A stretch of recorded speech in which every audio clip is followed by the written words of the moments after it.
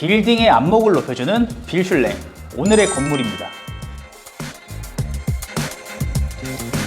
이 압구정 로데오에서 반드시 거쳐가는 이곳, 바로 로데오 최고의 입지에 위치한 건물인데요. 그런데 이 자리가 왜 로데오 최고의 입지일까요? 그럼 오늘의 건물을 함께 살펴볼까요? 현재 강남에서 가장 핫한 곳이 어디라 생각하세요? 저는 단연 압구정 로데오라고 생각하는데요. 이 발길이 뚝 끊겼다가 코로나와 함께 다시 부활한 이곳, 대한민국 1세대 핫플레이스죠. 이 압구정 로데오의 과거 찬란했던 흥망성쇠의 역사가 궁금하시면 이 위에 영상을 참고해 주시고요. 요즘 이곳 트래픽이 엄청납니다. 평일 주말을 가리지 않고 사람들이 넘쳐나는 곳이죠. 사실 이 로데오 상권이 부활한 데는 도산공원의 역할이 컸습니다. 이 도산공원 상권부터 시작된 불씨가 이 코로나 시기를 겪으며 로데오 전체로 퍼져 나간 거죠. 낮에는 패션과 F&B 업종들이 이 트래픽을 집중시키고 저녁에는 라운지 바와 술집들이 트래픽을 모으고 있는데요. 그리고 최근에는 외국인 관광객들을 많이 볼 수 있는데요. 이렇게 핫한 압구정 로데오 내에서도 이 건물의 입지는 정말 우수합니다. 그 이유는 바로 이 건물의 위치가 바로 도산공원으로 향하는 주 동선이자 이 런던 베이글 때문입니다. 지도를 보면 지하철역에서 도산공원까지 가기 위해서는 반드시 거쳐야 하는 길목이며 이 런던 베이글 골목의 초입이기도 합니다. 뿐만 아니라 동서남북 모두를 아우르는 로데오 상권 중앙에 위치해 있습니다. 또한 주간 상권인 도산공원 일대와 야간 상권인 로데오 일대에 중첩되는 접점에 위치해 이 밤낮을 가리지 않고 유동인구가 몰릴 수밖에 없는데요. 결국 트래픽이 몰리는 주 동선에 위치해 있으니 임대 수요가 풍부할 수밖에 없고 이것은 자연스럽게 수익률로 연결이 되는 구조인 거죠. 대략적인 입지만으로도 별 3개를 주고 싶은데요. 그래도 토지 이용 계획원을 보면서 좀 더 자세히 살펴볼까요? 이곳은 2종 일반 주거지역의 토지입니다. 이와 달리 밑에 색이 옅은 쪽은 1종 일반 주거지역인데요. 이 도로를 하나 두고 1종과 2종으로 나뉘는 거죠. 이게 생각보다 차이가 큽니다. 용적률로 따지면 50% 차이인데요. 건물로 치면 최소 1개층이 차이가 나고 임대 면적이 늘어난 만큼 수익률과 직결되는 부분입니다. 그리고 또 살펴보면 지구 단위 계획이라던가 딱히 특별한 규제는 없는 지역이네요. 추후 새롭게 신축하더라도 큰 걸림돌은 없어 보입니다. 그런데 여기서 눈에 띄는 점은 이 토지의 3면이 모두 도로에 접해 있다는 건데요. 3면 코너의 건물은 그 가치가 우수합니다. 어디서든 보이는 그 가시성과 더불어 이 도로에 접한 면이 많을수록 새로운 건물을 짓는데 다양한 옵션을 생각해 볼 수 있는데요. 예를 들어 1층 주차장도 출입구를 다르게 설계해 볼 수도 있고, 아니면 1층을 전부 임대 공간으로 해서 외부로 노출되는 점포를 기획해 볼 수도 있겠죠. 특히 이곳은 유동인구가 많고 또 1층 임대료가 높은 곳이니 후자가 더 유리하겠죠. 또한 북쪽으로는 4m 사도를 접하고 있는데요. 이게 정말 큰 장점이죠. 일반 주거지역에서는 일조권 사선 제한을 받아 건물이 반듯하게 올라가기 어렵습니다.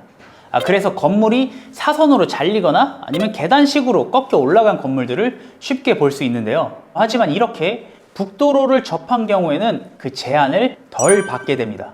일반적으로 3층 높이부터는 잘려나가지만 이렇게 북쪽에 도로가 있다면 기준이 도로 너머에 대지가 되기 때문에 사선 제한을 덜 받게 됩니다. 그래서 본 건물은 4층, 5층까지도 반듯하게 설계가 가능하게 되는 거죠. 정말 욕심이 나는 입지인데요. 이 빌슐랭에서는 별 3개를 드리겠습니다. 인터넷 광고를 보면 162억부터 184억까지 가격이 참 들쑥날쑥하죠. 여기서 소유자가 확인된 광고의 가격은 170억입니다.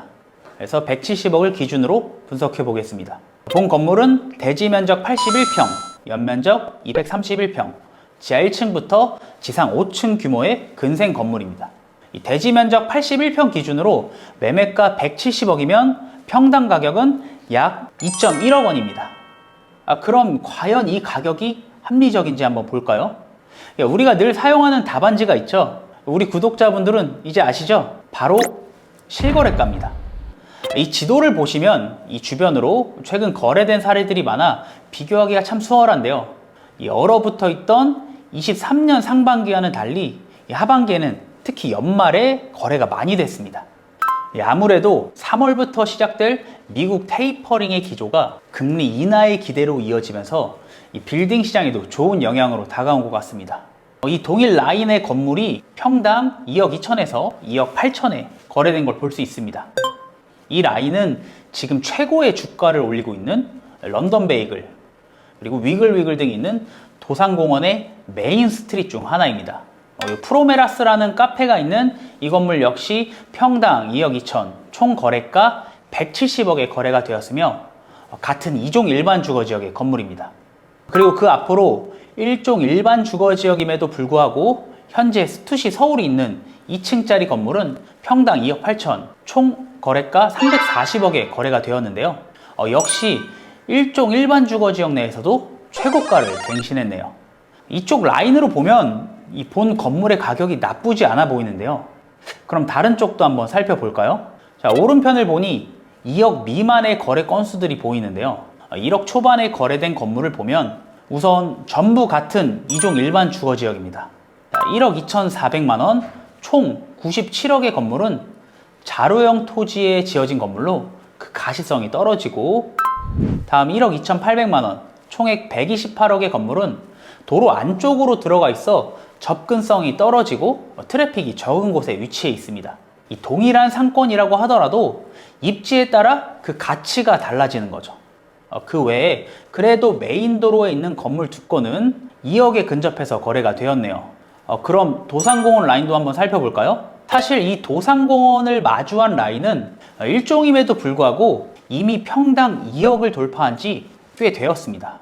따라서 인근의 실거래가만 보더라도 본 건물의 평당 2억 1천만 원이란 금액은 좀 리즈너블해 보이는데요. 이 금액 괜찮은 것 같으면서도 무언가 조금 아쉬움이 남는데요. 빌슐랭에서는 별 2개를 드리겠습니다. 이 건물은 92년도에 지어진 건물입니다. 외관만 본다면 이 건물이 30년이나 된 건물이다 라고 느껴지진 않는데요. 사실 30년 된 건물이라고 하면 그 건물의 가치는 거의 0으로 보는 게 맞습니다. 오히려 이 신축을 하는 입장에서는 철거비가 더 들어가는 그런 애물단지일 수도 있는데요. 그런데 30년이나 지난 이 건물 용적률을 보니 현행 건축법보다 30% 이득을 본 건물입니다.